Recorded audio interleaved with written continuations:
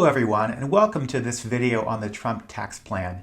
In this part, we will be discussing the changes to the corporate tax rate. So I'd like to divide up this part of the video into 4 different sections. The first one will talk about the Trump tax plan itself and the changes he's proposing for corporate taxes and businesses. The second part will be to look at whether this is a change that is really a national priority. Is it important? The third one will talk about the impact on the deficit and providing some ideas on how we can create a proposal that's a little bit more fiscally responsible. And the last part will talk about the idea of using this as a stimulus and coming up with some ideas that might make changes to our corporate taxes a little bit better targeted as a stimulus than the Trump tax plan is today. So let's get started with the first part around the Trump tax plan provisions. So as you can see here, there are a number of provisions regarding business taxes that Donald Trump is proposing. However, for the purposes of this video and in showing kind of a big picture view, I'm only going to concentrate on 2 of them. The first provision is around reducing the top corporate tax rate from the current 35% down to 15%. The second big provision is around a new tax on existing unrepatriated earnings of U.S. firms' foreign subsidiaries. Earnings held in cash would be taxed at 10% and other earnings at 4%, payable over 10 years. So this last provision requires some explanation. The idea is that because U.S. business taxes were very high, that corporations used a loophole that allowed them to park their money over in foreign subsidiaries. And when they did this, they would perhaps have to pay taxes to those foreign governments, but they wouldn't have to be paying those taxes to the U.S. until that money was parked in the U.S. So the idea is that there's been an accumulation of this kind of money that's now sitting in foreign subsidiaries and often in cash form that just sits out there and isn't being taxed. So the idea is to try to collect more of that money, and this provision was a way of doing that. Now, when looking at the changes in corporate tax rates as a national priority, I want to use the same type of measure that I did for personal income tax in comparing to the rest of the developed world. Now, unlike the case of personal income taxes, where the United States actually had a very low tax rate, here we actually see that the corporate tax rate is not only high, it's the very highest among the developed world. And as a national priority, it actually would affect the United States' competitiveness. And we see that on measures about things like our business climate and how companies want to be moving capital to different places in the world, this is having an impact. So by those measures, the United States is really falling down. And what you're also seeing is that other countries have been responding over the last 10 years to their own high corporate tax rates. So that in many cases, like in Germany, they actually lowered their tax rate a lot over the last 10 years, and the United States has not. So we've gone from a country that was somewhere in the middle to one where we now have the very highest tax rates. So what do we want to do about it? Now, Trump is proposing that those tax rates go down to 15%. And by the same standards, you can see here that 15% would actually be very, very low. Only one country is clearly below that mark, Ireland, and the rest of the world is above it. And in light of other factors like the federal deficit, that we don't want to go too far in lowering those tax rates. So what would be a fair measure? Well, if you look at the United States, we actually have a very favorable business climate in a lot of other areas. And it's in fact this tax burden that is probably our biggest ding. So if we move that tax burden closer to the average, I think we're going to see that it's going to increase our competitiveness dramatically.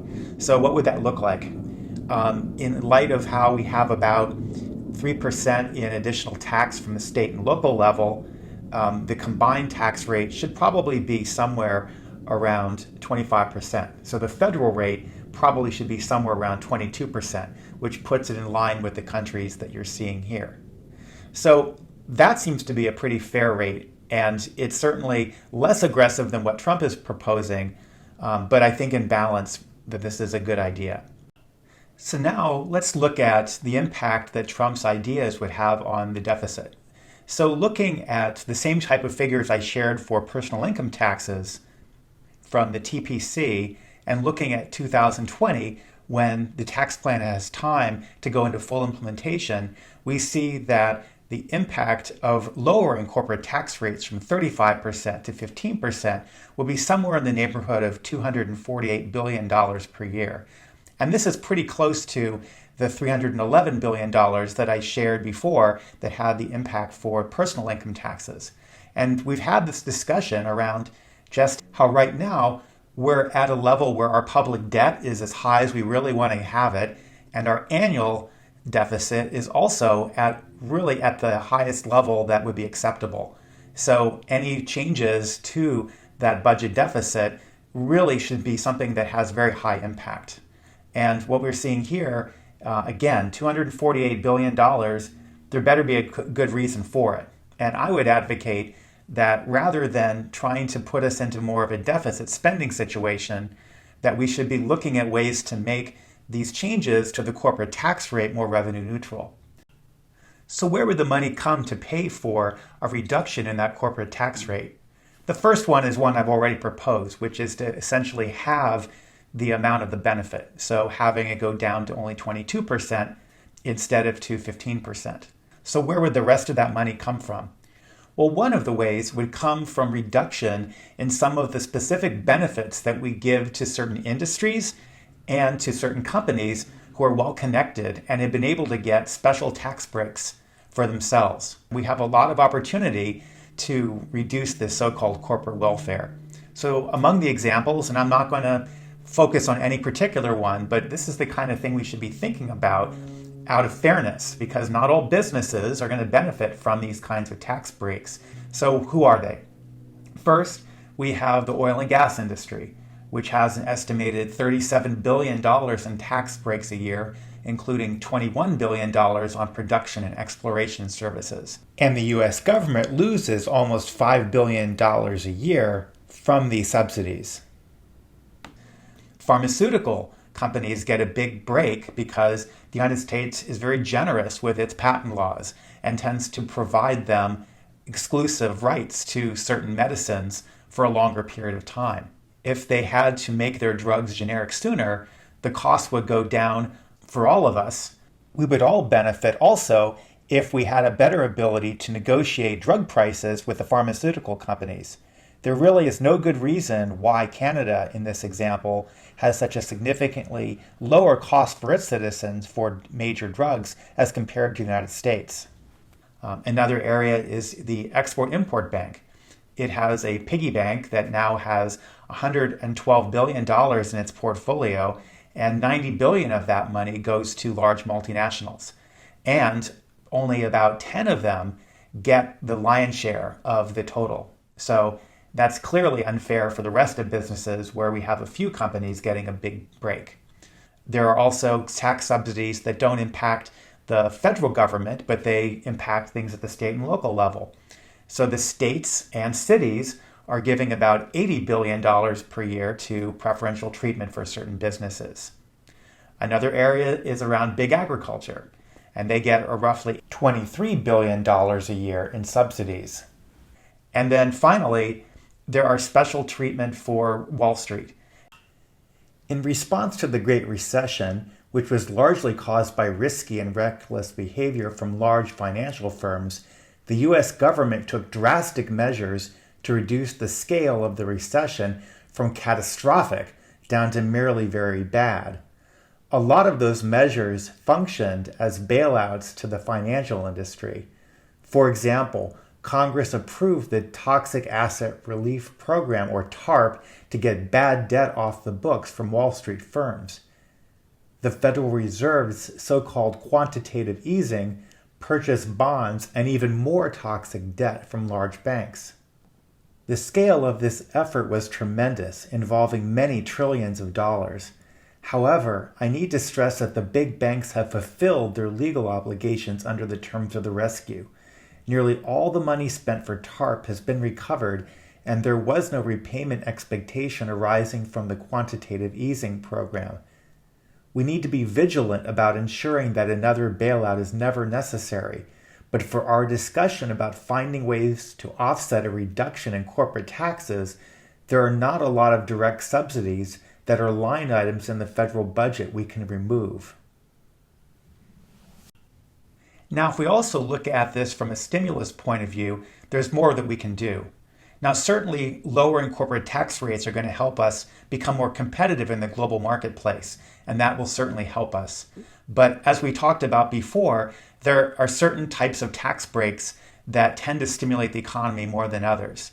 And in particular, that in situations where that tax break leads to people spending more and saving less, or something that leads to and incentivizes directly investment, those are the ones that have the greatest stimulus effect. So in general, and based upon the CBO projections, something like a corporate tax rate reduction really has a multiplier that is lower than many of these other options. So how do we make a proposal that does a better job of incentivizing businesses that create stimulus effects that are greater than what we would see from the Trump tax plan? Now, these are just ideas to float right now, but they are consistent with the principles that we've talked about. Now, one of those is to hopefully incentivize companies for better behavior in how they are using the money that they're getting back from the tax break.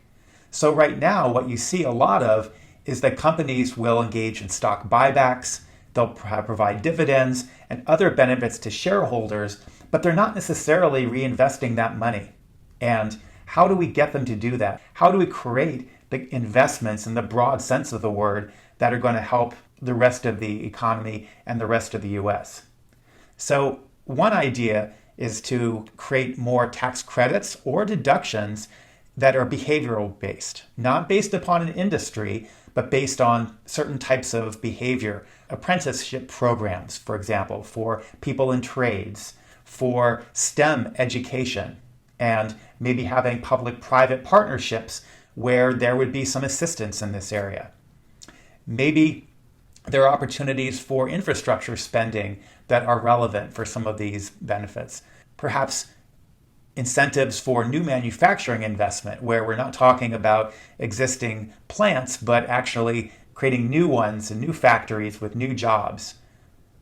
Another area might be around community outreach. What we might look for here would be in fortifying our educational programs for things like mentoring programs or community development. So this is just one idea, that we would be targeting the things that tend to create the biggest stimulus for the economy. So what are some quick conclusions that you can draw from this video? The first is that we do have a need for a reduction in the corporate tax rate, and that's pretty clear. However, the amount of that cut is probably less than what Donald Trump is proposing to make it more in line with the rest of the world.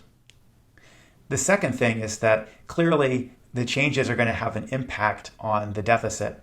And in light of just how much debt we have today and the deficit we are already running, we need to be thinking about ways to make this proposal more revenue neutral.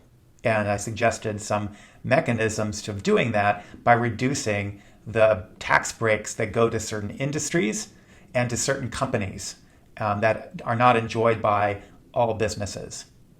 And then finally, looking at the stimulus effect of this proposal, it's relatively modest, and we should probably be looking at ways that we can incentivize behavior to make the stimulus effect more direct and have a bigger impact across the United States and less likely to result in stock buybacks and dividends and things of that sort.